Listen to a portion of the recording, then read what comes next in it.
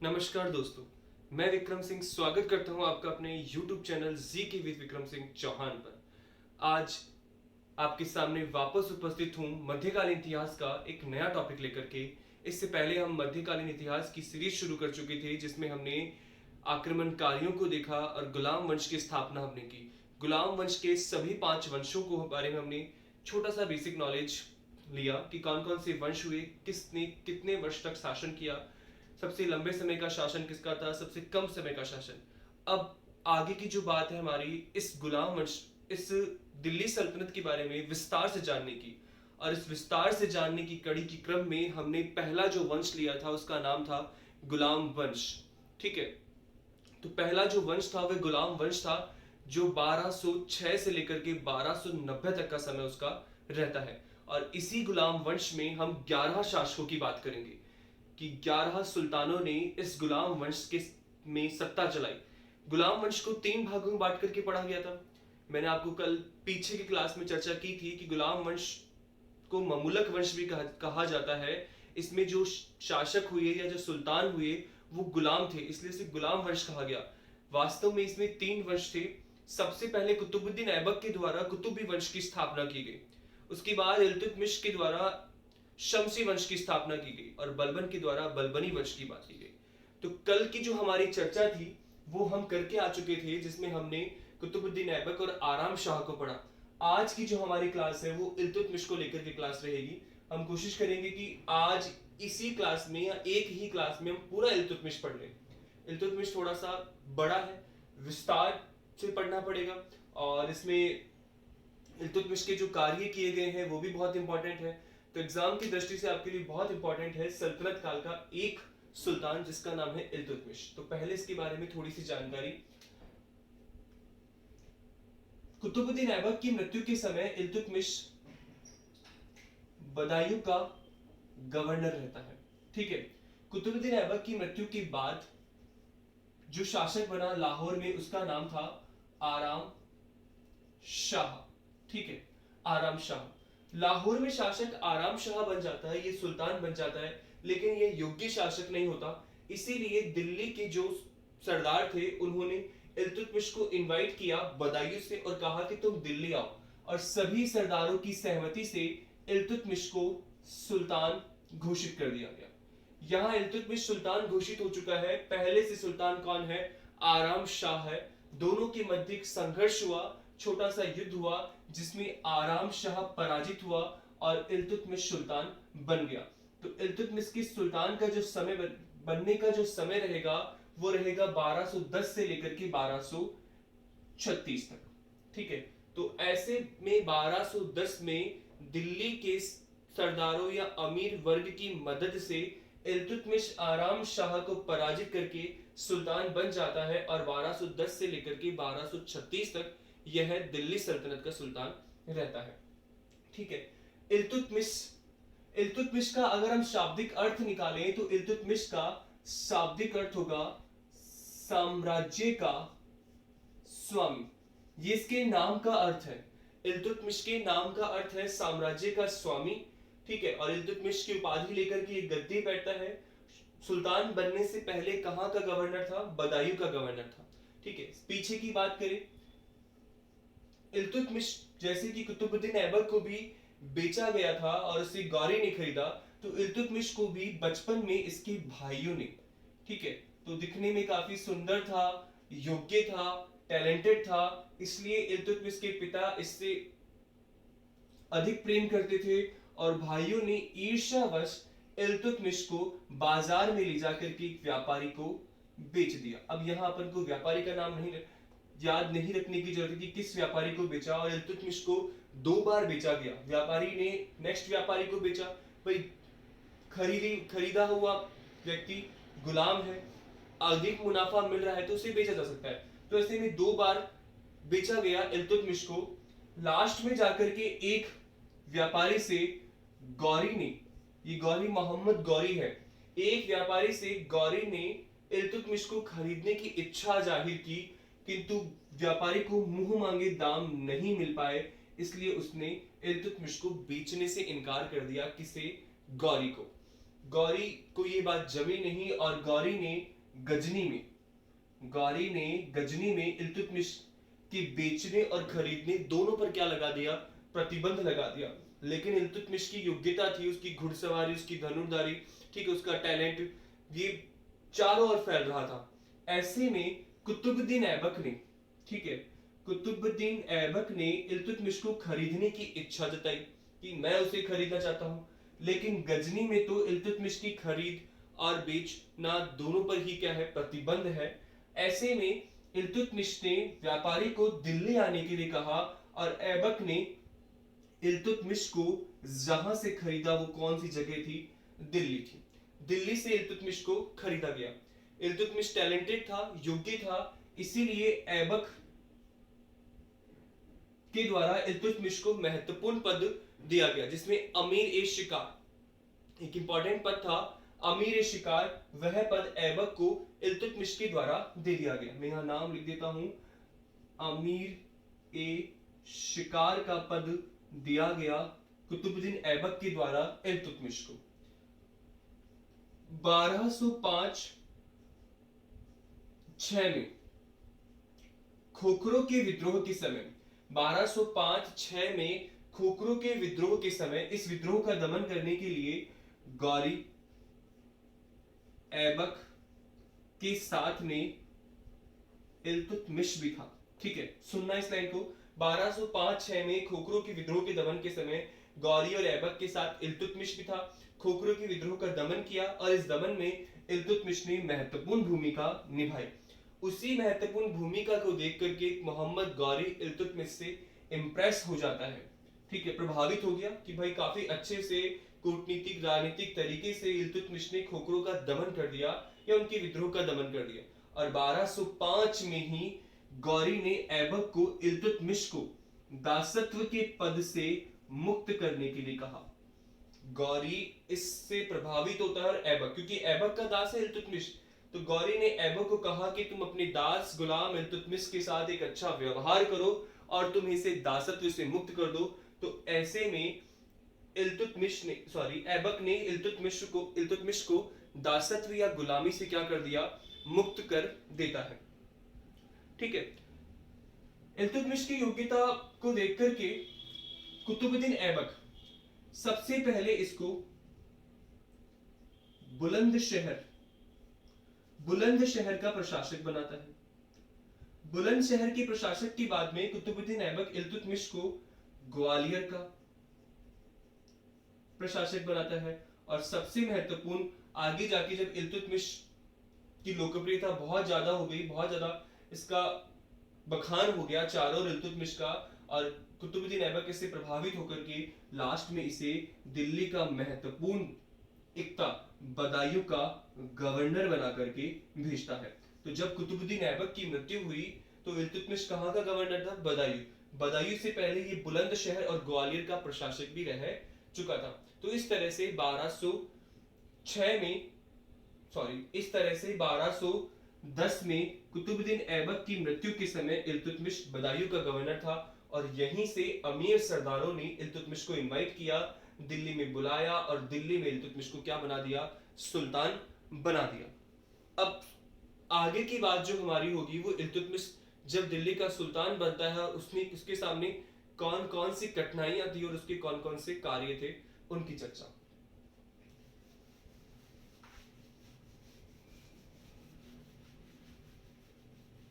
ठीक है, थोड़ा सा इस मैप को देखेंगे आप, तत्कालीन समय का मैप कैसा था। ये जो क्षेत्र है ये दिल्ली है, ये वाला क्षेत्र है लाहौर। कुतुबुद्दीन ऐबक ने अपनी जो राजधानी रखी थी वह लाहौर रखी थी।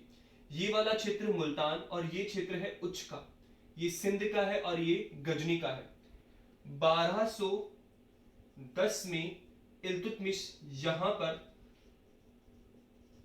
सुल्तान बना, दिल्ली का सुल्तान बना। ठीक है, तो दिल्ली में गद्दी पर बैठता है, सल्तनत काल का तीसरा और पहला इंपॉर्टेंट शासक रहता है, क्रम में तीसरा, और अगर अपन बात करें तो महत्वपूर्ण पहला शासक रहता है। ठीक है, सुल्तान की उपाधि लेने वाला पहला जो शासक रहेगा सल्तनत काल का वो इल्तुतमिश रहेगा। ठीक है, तो इसने गद्दी पर बैठने के साथ जो उपाधि ली वो कौन सी थी? सुल्तान। इससे पहले आपको पता है कुतुबुद्दीन ऐबक सुल्तान की उपाधि नहीं लेता है, वो सिपह सालार के रूप में ही कार्य कर रहा होता है। तो ऐसे में दिल्ली की गद्दी पर बैठकर के इल्तुतमिश ने जो उपाधि ली वो कौन सी थी? सुल्तान। 1210, ठीक है, 1210 में बैठा। फिर इल्तुतमिश ने अपनी राजधानी भी कौन सी बनाई? दिल्ली बनाई, ठीक है। इल्तुतमिश ने राजधानी कौन सी बनाई? दिल्ली। दो तरीके से क्वेश्चन बनेंगे।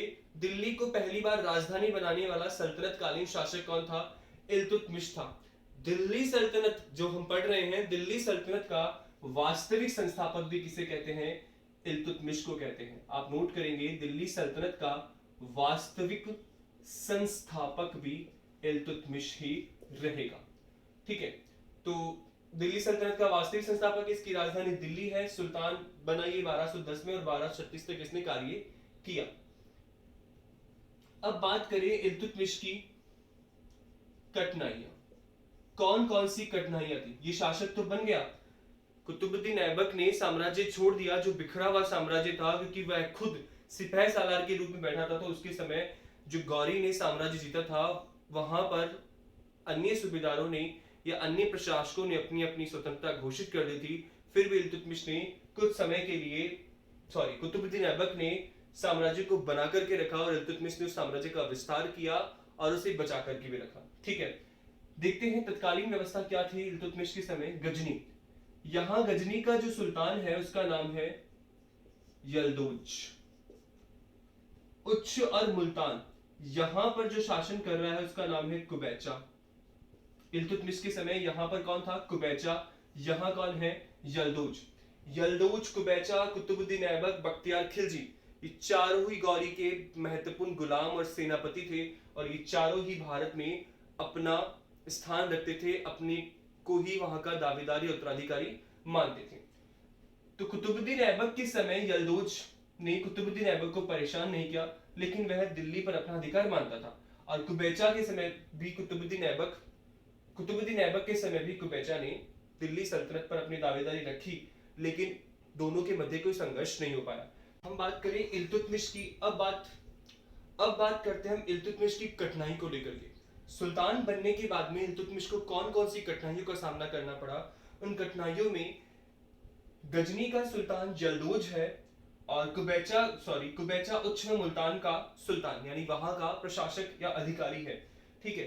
तो कुबैचा और यल्दोज दोनों ही गौरी की मृत्यु के बाद में भारत पर अपना उत्तराधिकार मानते थे, भारत को अपने अधिकार में मानते थे कि गौरी के द्वारा जीते गए प्रदेश पर हमारा भी क्या है? अधिकार। 1192 से लेकर के 1206 तक भारत में जीते हुए प्रदेशों का प्रतिनिधि गौरी ने कुतुबुद्दीन ऐबक को बनाया। तो कुतुबुद्दीन ऐबक 1206 में गद्दी पर बैठता है, सुल्तान की उपाधि नहीं लेता, मलिक और सिपहसालार के नाम से कार्य करता है। तो कुतुबुद्दीन ऐबक, कुबैचा और यल्दोज दोनों के मध्य संघर्ष होना जरूरी था, लेकिन यल्दोज और कुबैचा दोनों ही कुतुबुद्दीन ऐबक के संबंधी, एक के साथ अपनी बहन का विवाह कर दिया और एक की पुत्री के साथ स्वयं ने विवाह कर लिया, इसलिए दोनों आपस में संबंधी बन गए। तो यल्दोज ने भी कुतुबुद्दीन ऐबक के समय कोई आक्रमण नहीं किया या दोनों के मध्य कोई संघर्ष नहीं हुआ, और कुबैचा के समय भी, कुबैचा और कुतुबुद्दीन ऐबक के समय भी कोई संघर्ष या युद्ध नहीं हुआ। कुतुबुद्दीन ऐबक के मरने के बाद में यल्दोज और कुबैचा की जो मनोस्थिति वो बदल गई और वो अब दिल्ली लाहौर वाले क्षेत्र पर अपना अधिकार जमाना चाहते थे, और इल्तुतमिश की ये दोनों ही कठिनाइयां थी, यल्दोज और कुबैचा। इसी के साथ इल्तुतमिश की एक और कठिनाई थी कि जो ये साम्राज्य है जो कुतुबुद्दीन ऐबक के समय बिखर गया था, कई राज्यों ने अपनी स्वतंत्रता घोषित कर दी, नियमित कर देना बंद कर दिया, उन्हें वापस से दिल्ली सल्तनत के अंदर लाना। चौथी महत्वपूर्ण समस्या थी, जो गौरी के अमीर वर्ग के लोग थे, सरदार थे, वो इल्तुतमिश को सुल्तान बना हुआ देखना नहीं चाहते थे, क्योंकि इल्तुतमिश गद्दी का वैधानिक उत्तराधिकारी नहीं था। तो उन सरदारों का भी दमन करना जरूरी था। किसे? इल्तुतमिश को, ठीक है। आप इनको सुनना, यल्दोज एक समस्या है, कुबैचा एक समस्या है, ठीक है, जो राज्य स्वतंत्र हुए हैं वो एक समस्या है, राजपूत राज्य समस्या है, उसकी स्वयं के सरदार उसके लिए क्या है? समस्या। इसी के साथ एक महत्वपूर्ण समस्या और थी इल्तुतमिश की, वो था मंगोल आक्रमण का भय। जी हाँ, एक महत्वपूर्ण समस्या और थी, और वह समस्या थी मंगोल आक्रमण का भय। मंगोल कौन है? मंगोल एक जनजाति है जो आक्रमण और लूटपाट करके क्षेत्र को तबाह कर देती है। जैसे कि इस समय इल्तुतमिश के समय जो मंगोल आक्रमणकारी था या मंगोलों का जो नेतृत्व करता था वह चंगेज खां था।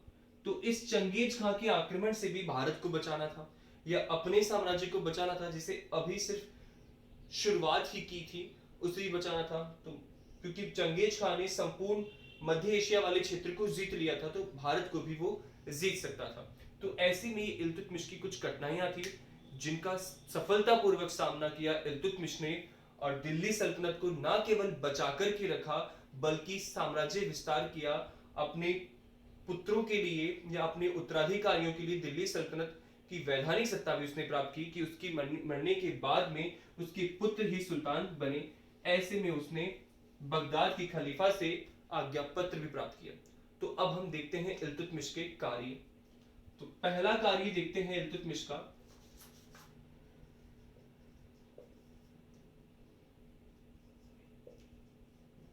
तुर्कान ए चिहलगानी। अगर हम इसे हिंदी में लिखेंगे तो हो जाएगा 40 गुलामों का दल। ठीक है, 40 गुलामों के दल का गठन किया। गौरी और ऐबक के जो सरदार थे वो बहुत ज्यादा हस्तक्षेप कर रहे थे इल्तुतमिश के प्रशासन में। तो ऐसे में इल्तुतमिश ने अपने द्वारा खरीदे गए सरदारों को मिलाकर के 40 गुलामों के दल का गठन किया, जिसे तुर्कान-ए-चिहलगानी कहा गया। इंपॉर्टेंट यही है, तुर्कान-ए-चिहलगानी का गठन किसने किया था? तो वह कुतुबुद्दीन ऐबक के द्वारा किया गया था। ठीक है, कार्य क्या था? प्रशासन में इल्तुतमिश को सहयोग प्राप्त करना। ठीक है, यानी कि उसको सहयोग देना, न्याय लेने में, कोई व्यवस्थित कार्य करने में, कर की व्यवस्था करने में। तो प्रशासन में सहयोग प्राप्त करता था इल्तुतमिश तुर्कान-ए-चिहलगानी। ये तुर्कान-ए-चिहलगानी पूर्ण रूप से इल्तुतमिश के वफादार थे क्योंकि इन्हें इल्तुतमिश के द्वारा ही खरीदा गया था। तो अभी आपके पास यह बात है कि तुर्कान-ए-चिहलगानी का गठन किसने किया? इल्तुतमिश ने, या इसे हम कह देंगे 40 गुलामों के दल का गठन किसने किया? इल्तुतमिश ने। दूसरा महत्वपूर्ण कार्य अगर हम देखें तो वो है यल्दौज की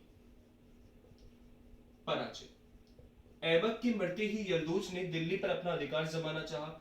इसको लेकर के यल्दौज ने इल्तुतमिश को अपने गजनी के कुछ प्रतीक चिन्ह, उसको दंड या कुछ ऐसे पदनाम भेजे, जिसे इल्तुतमिश ने बिल्कुल शांतिपूर्वक स्वीकार कर लिया। यल्दौज के साथ संघर्ष नहीं किया क्योंकि अभी तो वो गद्दी पर बैठा है, आंतरिक विद्रोह को दबा ले, जो उसके विरुद्ध है उन्हें शांत कर ले, फिर यल्दौज से टक्कर ले लेंगे। तो प्रारंभ में वो स्वीकार कर लेता है।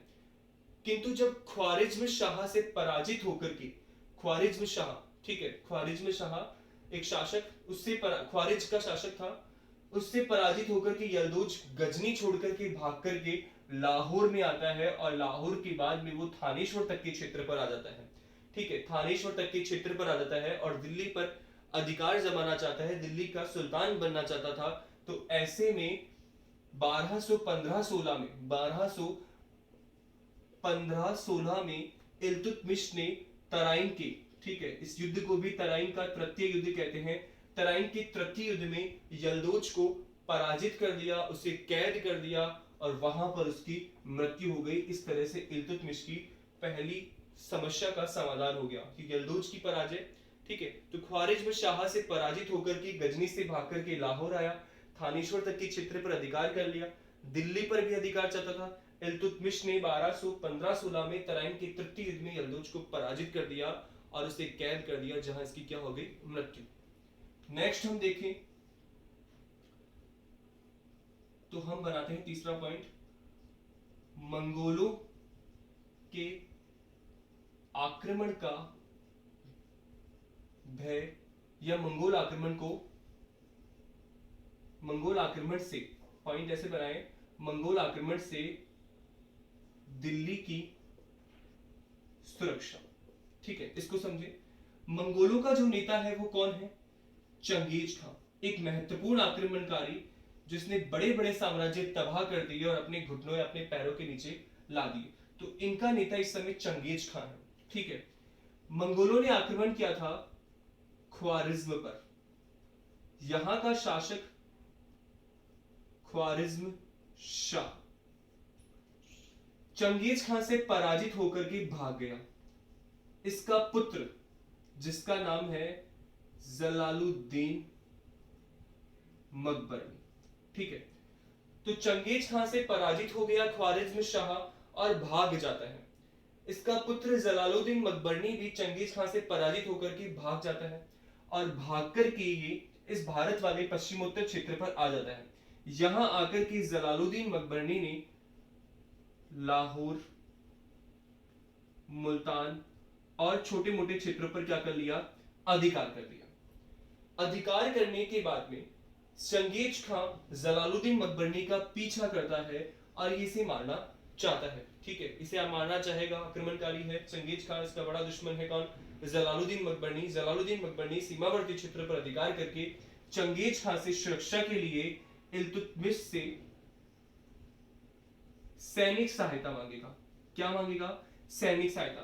तो चंगेज खान से पराजित होने के बाद जलालुद्दीन मकबरनी जो राजकुमार है, लाहौर मुल्तान वाले कुछ क्षेत्रों को जीत करके, कुबैचा से जीत जाता है वो, और इन क्षेत्रों को जीत करके इल्तुतमिश से सैनिक सहायता मांगता है किसके विरुद्ध, चंगेज खान के विरुद्ध। इस समय इल्तुतमिश काफी विकट परिस्थिति में आ जाते हैं कि एक मुस्लिम सुल्तान ने दूसरे मुस्लिम सुल्तान से, एक मुस्लिम राजकुमार ने दूसरे मुस्लिम सुल्तान से सहायता मांगी है और इल्तुतमिश सहायता नहीं कर पा रहे हैं।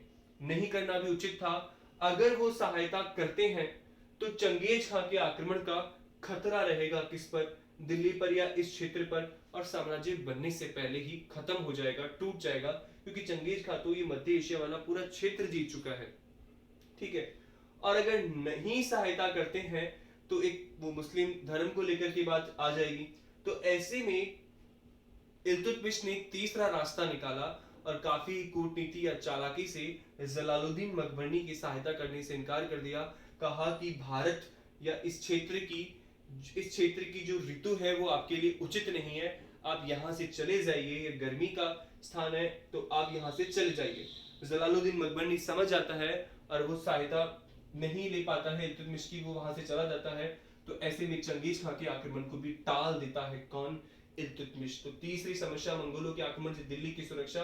तो इस तरह से जलालुद्दीन मकबरनी के आने की वजह से चंगेज खान के आक्रमण का खतरा बना, लेकिन काफी ही चालाकी से इल्तुतमिश इस समस्या से भी निकल आता है, ठीक है। तो प्रश्न बनेगा, चंगेज खान किसका पीछा करते हुए भारत की सीमा पर आ गया था, जलालुद्दीन मकबरनी की पीछा करते हुए, ठीक है। इल्तुतमिश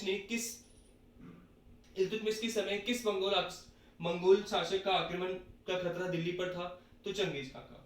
नेक्स्ट अपन देखते हैं चौथा, कुबैचा की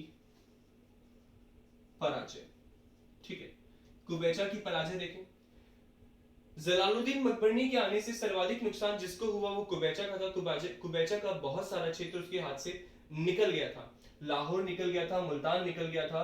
तो ऐसे में जब जलालुद्दीन मकबरनी लौट जाता है तो इल्तुतमिश भी अब व्यवस्थित रूप से अपने साम्राज्य को बना चुका है। तो पहले वो लाहौर पे अधिकार करता है, फिर मुल्तान पे अधिकार करता है, फिर वो उच्च पर अधिकार कर लेता है। तो कुबैचा के जो जो क्षेत्र थे उन्हें इल्तुतमिश जीत लेता है।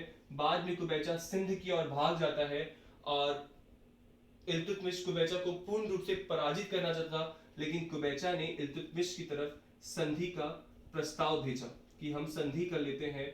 इल्तुतमिश ने कहा ठीक है। सशर्त इल्तुतमिश ने कुबैचा के साथ संधि कर ली और कहा कि सब कुछ त्याग करके मुझे आत्मसमर्पण कर दो। कुबैचा इससे बहुत आत्मग्लानि महसूस करता है और कुबैचा आत्महत्या कर लेता है, मर जाता है। तो कुबैचा की पराजय। अब इस तरह से इल्तुतमिश ने गजनी से भी अपने आप को सुरक्षित रख लिया, या दिल्ली सल्तनत को पूर्णतः पृथक कर लेता है वो किससे, गजनी से। क्योंकि गौरी, ऐबक, इल्तुतमिश, आराम शाह, ये प्रारंभ में सब गजनी से जुड़े हुए थे। तो दिल्ली सल्तनत को गजनी से पृथक करने में महत्वपूर्ण योगदान किसका है, इल्तुतमिश का। तो कुबैचा की पराजय, ठीक है। नेक्स्ट अपन देखते हैं राजपूत राज्यों की पराजय, ठीक है। 1226 में रणथंबोर जीत लेता है इल्तुतमिश, ठीक है। 1200 31 में ग्वालियर पर अधिकार कर लेता है, ठीक है। और ऐसे करके आगे चल करके इल्तुतमिश मालवा, उज्जैन आदि क्षेत्रों में भी लूटपाट करता है, राजपूतों को भारी नुकसान पहुंचाता है, उन्हें अपनी अधीनता स्वीकार कराने के लिए वो राजी कर लेता है, ठीक है। इल्तुतमिश को सफलता नहीं मिलती है किन राजपूतों के से, एक नहीं मिलती है गुहिल राजपूत। गुहिलों का शासन इस समय मेवाड़ में है, ठीक है। गुहिल राजपूतों के विरुद्ध इल्तुतमिश को हार मिलती है, नागदा के युद्ध में ये हार जाते हैं गुहिल शासक से। और नेक्स्ट जो है जिनसे हारते हैं इल्तुतमिश, वो है चालुक्य शासक, ठीक है। आपके लिए एक प्रश्न छोड़ रहा हूं, किस गुहिल शासक के साथ इल्तुतमिश ने नागदा का युद्ध किया या नागदा में युद्ध किया और इल्तुतमिश ने उस मेवाड़ी शासक की राजधानी नागदा को नष्ट कर दिया? तो वो कौन सा शासक था, आपको आंसर करके बताना है। तो गुहिलों से और चालुक्य शासकों से इल्तुतमिश की पराजय होती है। बाकी लगभग राजपूत राज्यों को इल्तुतमिश या तो पूर्णतः पराजित कर देता है, या उन्हें अपनी अधीनता स्वीकार करा लेता है, या उनके राज्यों में काफी या बहुत बड़ी लूटमार करता है। नेक्स्ट हम अगर इल्तुतमिश का कार्य देखें,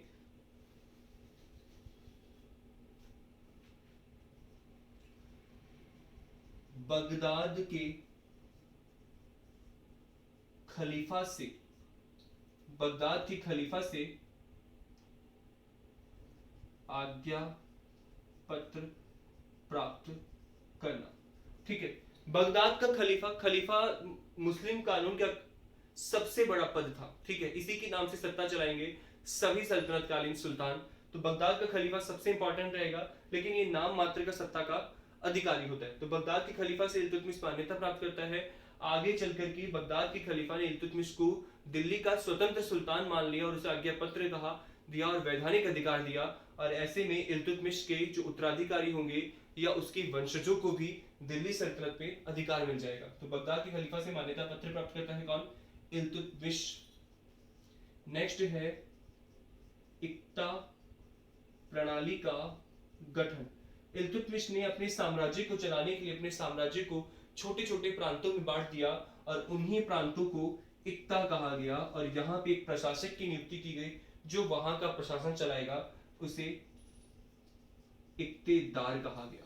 जी हाँ, उसे क्या कहा गया? इक्तेदार। तो जिस प्रकार से भारत एक देश है, राजस्थान एक राज्य है और भारत में बहुत सारे राज्य हैं, ठीक है। अब वर्तमान भारत के अंदर 29 राज्य और 9 केंद्र शासित प्रदेश है।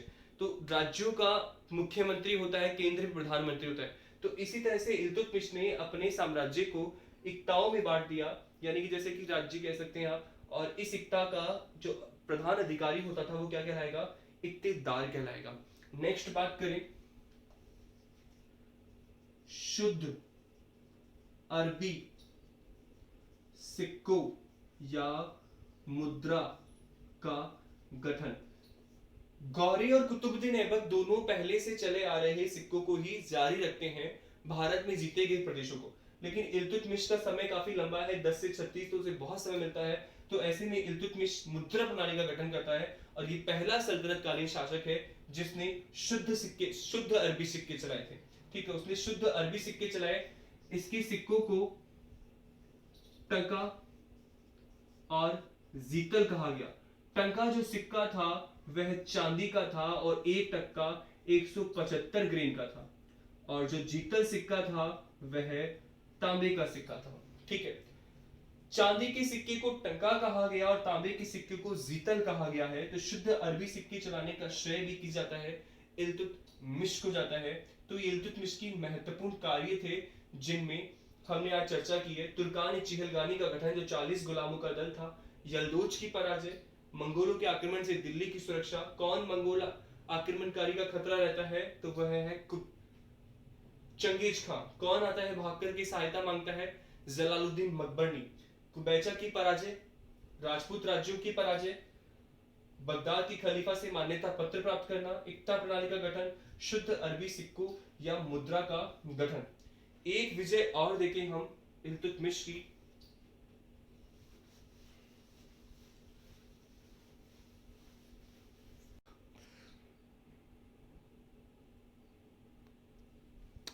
नेक्स्ट विजय है इल्तुतमिश की जो है बंगाल विजय।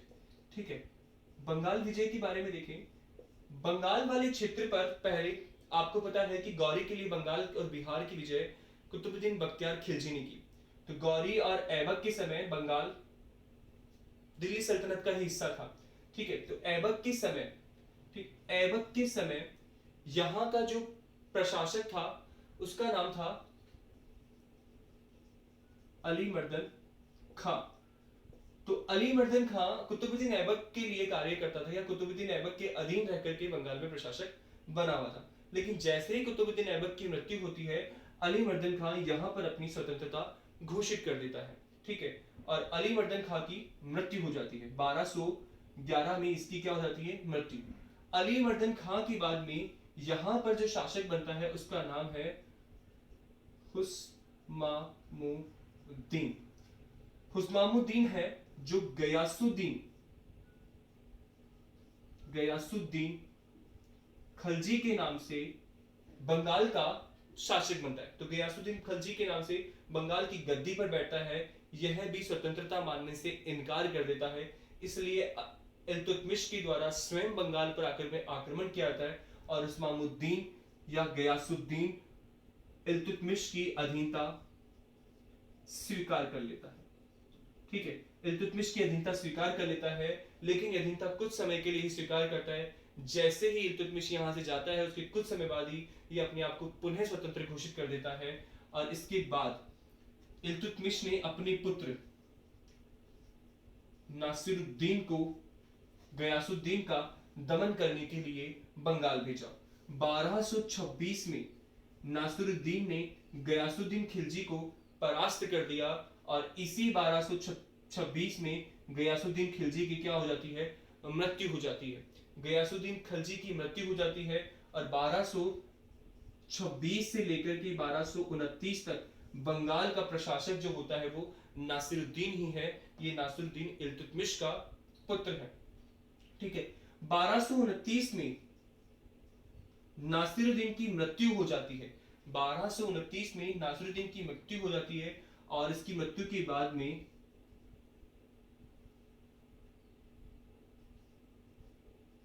बल्का खिलजी, ठीक है, बल्का खिलजी ने यहां विद्रोह कर दिया और विद्रोह करके बंगाल की गद्दी पर बैठ जाता है और अपनी स्वतंत्रता की घोषणा कर देता है। और 1229 में बल्का खिलजी को पूर्ण रूप से पराजित कर देते हैं इल्तुतमिश, और इस तरह से बंगाल भी दिल्ली सल्तनत का एक महत्वपूर्ण हिस्सा बन जाता है। तो आज की जो हमारी क्लास थी वो इल्तुतमिश को लेकर के थी। अभी हमने इल्तुतमिश के सिर्फ एक पक्ष को देखा है, क्लास लंबी हो रही थी इसलिए इल्तुतमिश का एक पक्ष, जिसमें हम पढ़ेंगे इल्तुतमिश का सांस्कृतिक योगदान, उसके द्वारा कौन कौन सी चीजों का, ये इमारतों का निर्माण करवाया गया। तो अभी आपके लिए इतना ही इंपॉर्टेंट है। आराम शाह को पराजित करके इल्तुतमिश सुल्तान बनता है 1210 से लेकर के 1236। दिल्ली सल्तनत का यह वास्तविक संस्थापक कहलाता है। इसके नाम का अर्थ है साम्राज्य का स्वामी है। ठीक है, इसके जो महत्वपूर्ण कार्य थे वो यल्दोज की पराजय, चंगेज खां के आक्रमण से दिल्ली को सुरक्षा प्रदान करना, कुबैचा को पराजित किया, साम्राज्य का विस्तार किया, राजपूत राज्यों को अपने अधीन लेकर के आता है, किंतु फिर भी वह गुहिल राजपूतों से और चालुक्य राजपूतों से पराजित हो जाता है। इसके बाद खलीफा से मान्यता प्राप्त करने वाला पहला दिल्ली का सुल्तान होगा। शुद्ध अरबी सिक्के चलाने वाला भी पहला सुल्तान। इसने चांदी का सिक्का चलाया और तांबे का सिक्का, चांदी के सिक्के को टंका कहा गया और तांबे के सिक्के को जीतल कहा गया। अब इसके आगे की बात हम करेंगे नेक्स्ट क्लास में। अगर आपको वीडियो पसंद आया है तो इसे लाइक कीजिए, शेयर कीजिए। ये all centre and state government दोनों ही कंपटीशन के लिए इंपॉर्टेंट है, चाहे सेंट्रल लेवल की एग्जाम हो चाहे स्टेट लेवल की एग्जाम हो। इसी के साथ ये क्लास इंपॉर्टेंट है बीए सेकंड ईयर के लिए जो राजस्थान यूनिवर्सिटी या अन्य किसी यूनिवर्सिटी से कर रहे हैं। तो ज्यादा से ज्यादा इस वीडियो को शेयर कीजिए और इसके बाद हम मिलेंगे नेक्स्ट क्लास में जिसका नाम होगा इल्तुतमिश और उसका सांस्कृतिक योगदान। धन्यवाद।